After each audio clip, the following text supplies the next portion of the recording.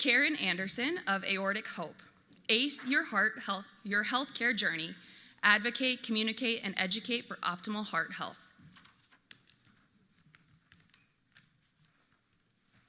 Inspired by her professional journey with aortic dissection in 2015, Carin Andersen established Aortic Hope in 2016 to provide a supportive community, educational resources, and hope for others during their recovery and management of aortic disease. She is also a certified patient leader, which enhances her ability to provide strong advocacy. When not advocating for aortic patients, Carin enjoys spending time with her husband, Joe, in their Bel Air, Maryland. Thank you, Carin, for your continued support of Rock from the Heart and sharing a positive patient voice with aortic disease. Please welcome Carin. I'm going to have to turn my head a lot. I didn't anticipate that I'm going to have to look at what I actually need to talk about by doing this. So bear with me here, and let me get the glasses because I'm in that age. So before I get started, first I just want to say thank you to Amy and Pete. It's such an honor to be able to be back here again speaking to you. Although my sidekick, Dr. Ben Udelman's not with me, and I know he's much more entertaining than I am, it's always a joy to get a chance to see familiar faces and then meet new community members and other individuals that are here for the partnership. So, as it was mentioned, I am a survivor of a type A aortic dissection, and I also recently became a certified patient leader. And I'm one of the founders and the president of Aortic Hope. Aortic Hope is a globally recognized organization that is patient-led, so we provide a variety of services such as support group meetings, even to individuals in Canada, as well as Spanish support group meetings. We have a lot of live interviews and interactive events that take place on our YouTube channel. We also offer a community. So beyond just the educational events, we have things like Qigong. We offer mindfulness. We offer the aortic artist who's here with us today. We also offer an aortic kitchen. So it gives patients an opportunity to kind of just exist and live their best life with other patients that have a similar condition. So one of the things that I was asked to do was to talk about okay, you guys can still hear me. I was asked to speak at a presentation in Scotland in the fall. And this was through Think Aorta, the Think Aorta campaign, which is in 15 different countries. It's a very pre-active campaign. And I was supposed to speak with Dr. Ben Udelman from Maimonides Hospital in Brooklyn, New York. We were supposed to talk about the patient-physician relationship. Okay, he's not my physician. He's never going to be my physician because there's a lot that gets uncovered in surgery, and I don't want him to see me like that, so he's not going to be my physician. We became more colleagues, and he's our clinical consultant, but oh my gosh, I was racking my brain. How do I talk about our relationship other than how it's become professional? And one night when I was in the TikTok abyss, it dawned on me. And so I'm really excited to share this with you because I think a lot of you will feel similarly to what I feel like. All right, green means advance. Okay, this is Ben's slide, so I'm going to be Ben, not as charismatic. But the history of the patient-physician relationship according to Dr. Udelman. Basically, the doctor tells you what's wrong, and the doctor tells you what to do. You go do it. You're going to get better. And if you don't, you go back and you repeat starting at number 1.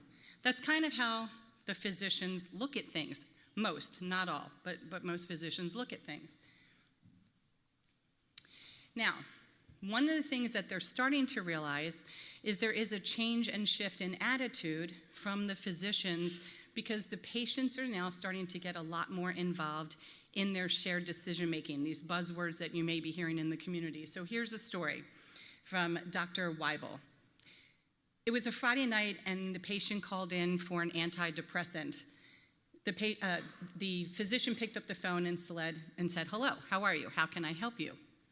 And the patient answers and says, "Is this the doctor? It's almost midnight, and you answered the phone, and, well, things are kind of tough right now. I was just calling so that you could prescribe me some of my antidepressant medications." So the patient and the physician talk about their challenges. And "Christy, I'm happy to see you Saturday morning in the office," the physician says. And Christy responds with, "I just can't believe that you answered the phone. I'm so excited. I actually don't even feel depressed anymore." And what they realized is physicians making themselves emotionally available and accessible is healing. So maybe the physician was part of the healing process. Maybe they're part of the medication in and of themselves. So recently, well, not recently, but it's actually recently some of the results have been published, but starting back in 2019, Maimonides Hospital started this research study about the prevalence of PTSD in people with aortic disease. And so I'm going to do my very best. He told me what these all meant. I wrote down the notes. I'm going to do my best to explain this. I have the general sense of this. But basically, and this was presented at a symposium in 2022, what you're seeing here is if the background of the US shows that there's a prevalence of 5 to 10% with PTSD, people who have had cardiac surgery present between 5 and 20% with PTSD. Cancer diagnosis, people can present with PTSD upwards of 20%. So this give you a little idea of how the AD patients fit in. Type A, by answering these questions, and this was out of, I think, 440 people who answered. Type A showed 45% of them had signs of PTSD. Type B, and if you all understand, type A would be your ascending dissections, your type B would be your descending. We're at 16%. People who have had any kind of surgical repair were at 23%. Those that were sitting in the watch and wait for surgery were down to 12%. And people who just know that they have a family history were still showing signs of PTSD, and they're at 10%. Okay, so this is showing the qualitative analysis of basically your quality of life. And what this shows here is based upon the responses to some of the questions, about 6% of people that have aortic disease felt that they started feeling a sense of limited sexual activity and intimacy with their partner. You have all the way upwards of 77% of people felt that they had a perceived impairment in their quality of life. Now you have to understand that about 56% of these people that were polled, they already had some type of known psychiatric complaint. Okay, this is the same, but he circled the 56, so we're going to move past that, and we're going to move past the 6. Okay, this stressed me out, but he explained it to me, and I took notes, so here we go. All right, basically what this is showing, if you take a look in the top upper left, these are people who had elective aneurysm repair, and over time, you're seeing a decrease in people with self-perceived PTSD or health-related trauma and some mental health issues. And if you look down on the lower left, you'll see the type A dissection repairs. They dropped even more. But what you're going to see here in the middle is people with type B. And I found this very fascinating. So the individuals that have a type B repair, who are typically medically managed, are showing an increase over time in stress and PTSD-related symptoms. And the takeaway really is, let me pull this back, the takeaway really is that this is really no small diagnosis. This is no small matter. And they think that the reason why the stress is going up for individuals who are just sitting there with a type B, knowing that they have dissected, but they're just being managed with medication, is that there's a lot of knowledge that's out there. And maybe this knowledge is we're just going to have to keep waiting and keep having you have scans. And over time, the stress and the anxiety builds up. And so that's the trends that they're seeing. Okay. All right. Now this is my part that I know very well. Okay, let's talk about the relationship of patient and physician. Because when I had to come up with this initiative, I really had to take a look at my own personal journey with physicians, because I am a patient. I might be a patient leader, and I talk to everybody in the community, but I'm a patient. So what kind of patient am I? What kind of relationship have I had? And I believe, and after talking with many, that it's a lot longer than the 5 or 6 he had. Physicians, we go and we tell the physicians how we're feeling, and they tell us what's wrong, right? They tell us what to do. We do what we're told. We keep our thoughts and feelings private, so we're not going to tell them that we read something else on Google, or that we're even feeling ill from a medication, or we're feeling scared or full of anxiety. We don't ask questions. We just zip it, and we hope we're going to get better. And then when we don't feel well, we stay quiet, We call the physician only at the last minute because we don't want to annoy the gatekeeper who answers the phone because they're really special and important to us. And then when all things go awry, we go back to number one. So it's a much more extensive process, and that's because we have a lot of emotions that happen really, really fast in this process of not feeling well.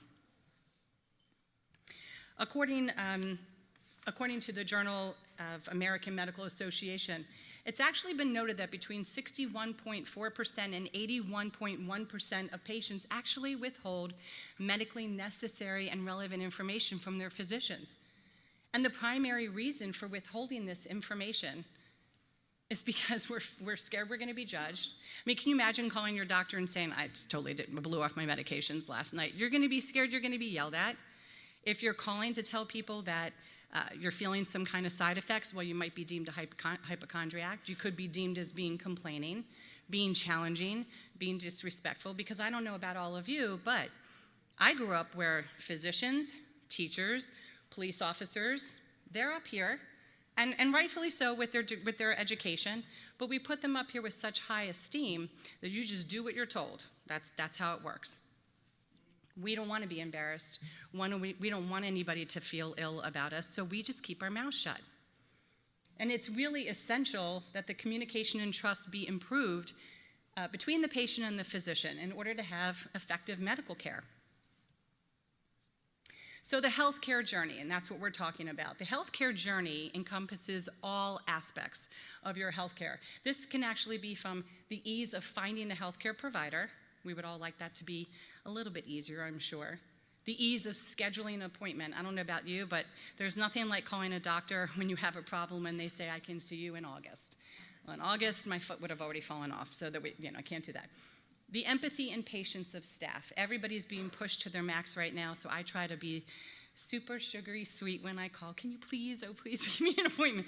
It's hard. You want empathy of the staff. This is the first beginnings of that relationship with your physician. We want to know how the exam experience and the treatment plan are going. We want details. We want that experience to be simple and easy.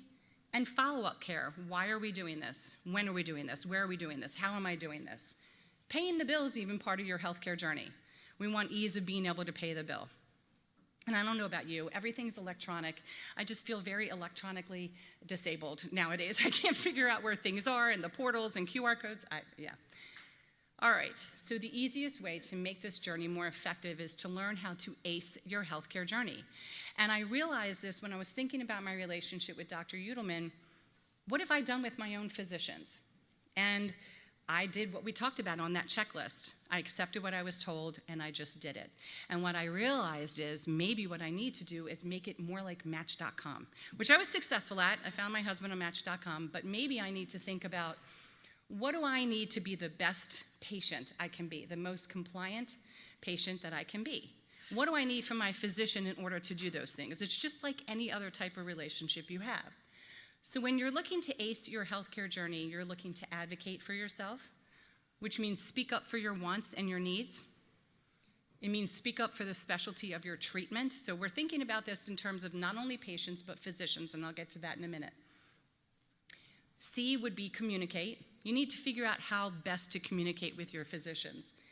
Me, I like cell phone numbers. I don't get them all the time, but I like them. But what I like to do is say, how's the best way I can reach out to you? Do you want the portal?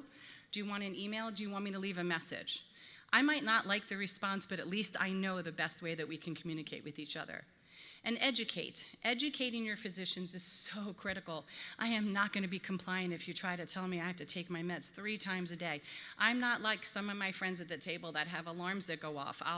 That's not going to work for me. I need it to be simple, very easy. I also don't want to be tied to my blood pressure cuff. So I was very, very honest with my physicians based on my lifestyle and what my needs and my wants were so that we could create this healthcare journey together. So in order to have this successful partnership, the common good must be for the physicians to help the patients ace this healthcare journey. The physicians can ace their part of it as well. And that's because they should be speaking on your behalf, right? The physicians should be acing to other physicians. They should be talking to other members of the team, advocating for you, communicating for you, and educating other physicians about your condition, about how you live your daily life, and what your needs are. The last thing that we need while we have all of the stress knowing we have a scan or knowing we have a new diagnosis is to start chasing down all of the physicians on the team. This physician said this one said that. It's really helpful to have a physician in your corner that can help you ace this healthcare journey and help it with you. This is not a power struggle. It's supposed to be a power balance. So this is kind of what it looks like visually. So you're the patient, you're communicating and advocating with your clinician, who is in turn communicating, advocating, educating to the patient. And now we're also doing it with our clinicians, but they're doing it with other clinicians. And then I thought, okay, if I'm doing this with my own physician, how can I do this as a patient leader or in the community? And I realized if I, as a patient leader, can communicate effectively and advocate for the community and educate with my clinician, Ben Udelman, for instance, or any of the other physicians that I interview and I work with, well, then other patients are going to see me have this ease talking to the physicians. They're going to see that it's easy for me to just tell them like it is, tell them the questions I hear that the community members are asking, and get the information presented in an easy way to understand. And then hopefully they take that information back and they learn a little bit from the community. I will say that after talking to my GI doctor, because not only do I have aortic disease, I have Crohn's disease, I found out that they started shifting the way that they handle interacting with their patients. They seem to be, they feel, one of the worst offenders because there's such an uptick and rise in colon cancer. And we can assume that maybe it's because nobody wants to talk about what comes out when you go to the bathroom, right? Nobody wants to talk about any of that. And so what happens is we don't share what we're feeling physically, we're embarrassed, and then there's repercussions that end up sometimes being paid. So what they're doing now is they're calling patients at home, and they're having these conversations about management, treatment, diagnosis with the patient in their comfortable environment. They're also, when they're talking with them in the office, are no longer having all of those conversations in an exam room. They're moving it to their actual office, which makes things a little bit more comfortable. It's not so sterile. It's not wearing the white coat and the stethoscope.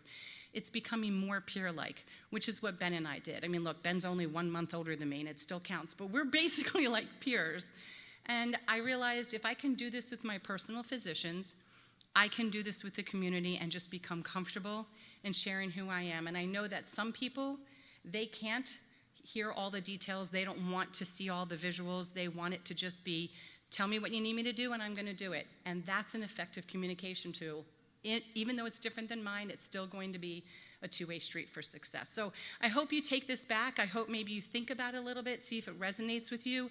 This is one of our big initiatives for 2025. Thank you for letting me share it with you. I think everybody will have that two-way street for success if you learn how to ace your healthcare journey.